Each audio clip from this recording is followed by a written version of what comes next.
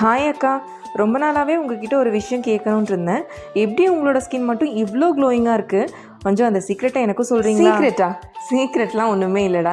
நம்ம அம்மா பாட்டி இவங்கெல்லாம் யூஸ் பண்ண நலங்கு மாவு தான் நானும் யூஸ் பண்ணிக்கிட்டு இருக்கேன். என்ன ஒரு வித்தியாசம், அவங்கெல்லாம் வீட்லேயே ரெடி பண்ணிக்கிட்டாங்க. நமக்கு இருக்க பிஸி ஷெட்யூலில் அதெல்லாம் ரெடி பண்ண முடியறதில்ல. அதனால தான் நம்ம லக்ஷ்மி கிருஷ்ணா நேச்சுரல்ஸ்லேருந்து இந்த நலங்கு மாவை ரெகுலராக வாங்கிக்கிட்டு இருக்கேன். ஆல்ரெடி ஒரு பாட்டில் வாங்கி இப்போ முடிய போகுது. அதுக்குள்ளே இன்னொரு பாட்டில் வாங்கி ரீஸ்டாக் பண்ணிட்டேன். இந்த நலங்கு மாவை நான் எப்படி யூஸ் பண்ணுறேன் அப்படிங்கிறத ஷேர் பண்ணிக்கிறேன். ஜஸ்ட் ஓப்பன் பண்ணும்போதே அவ்வளோ அரோமேட்டிக்காக இருக்கும்.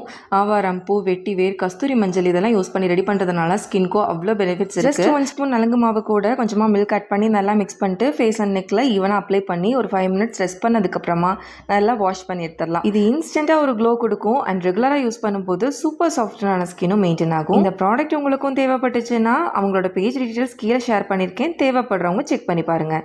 பாய்.